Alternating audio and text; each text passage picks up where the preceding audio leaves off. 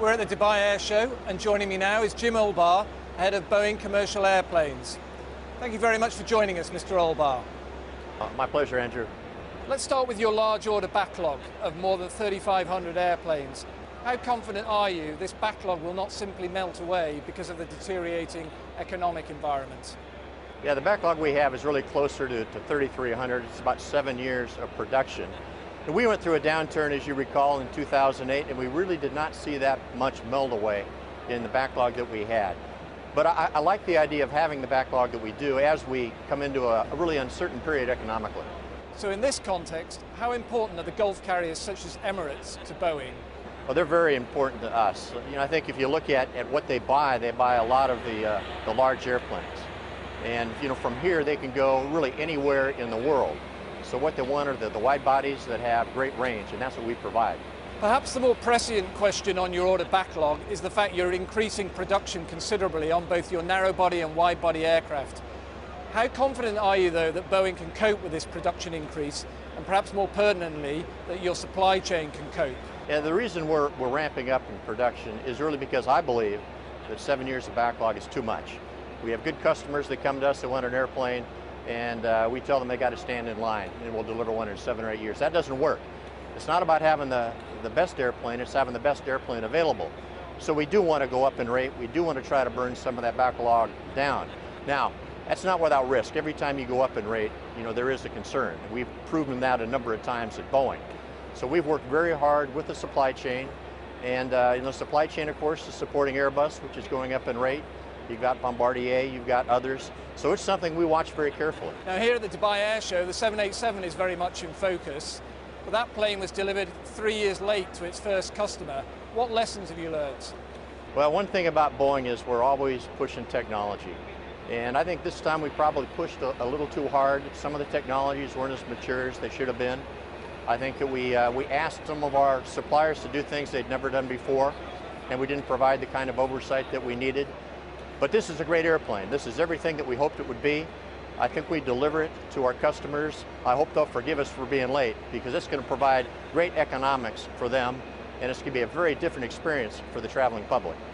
Of course, Airbus's main answer to the 787 is its A350 aircraft, which they've just announced a delay on.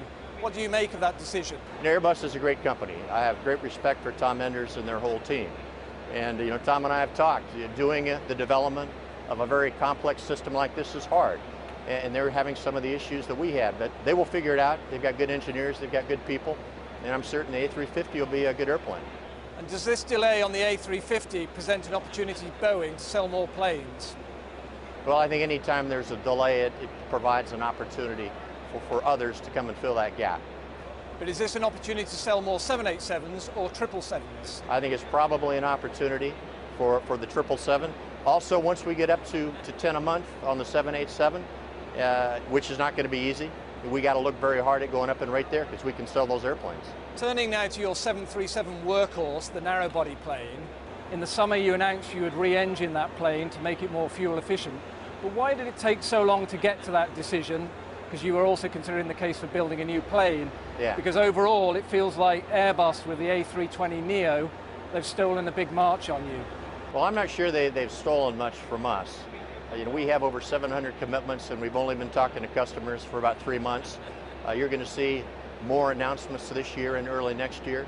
And I think before it's done, you'll see us having about the same number of MAX orders as they have with NEOs. You know, why did it take so long? You know, we go through a very disciplined process, and we decide what we're going to do with new airplanes. We wanted to do the new airplane, but quite frankly, there was too much risk involved in doing that, and there was too many things that were unknown. We made the right decision for the Boeing company. It's going to allow us, I think, to maintain parity with Airbus with a small airplane, and it will give us the money left over to go and do what we need to do to make the 777 even better, and possibly do an A3 or a 787-10 airplane. Okay, but you don't think you've lost permanent market share with this delay? Do not. Finally, just looking at the rivalry between Boeing and Airbus, this year so far Airbus have announced more than 1,000 net orders, Boeing have announced more than 400. Since 2003, Airbus have consistently outstripped Boeing on aircraft deliveries. When do you think Boeing can get back on top? Well, you know, it's really not a competition. We don't look at it that way.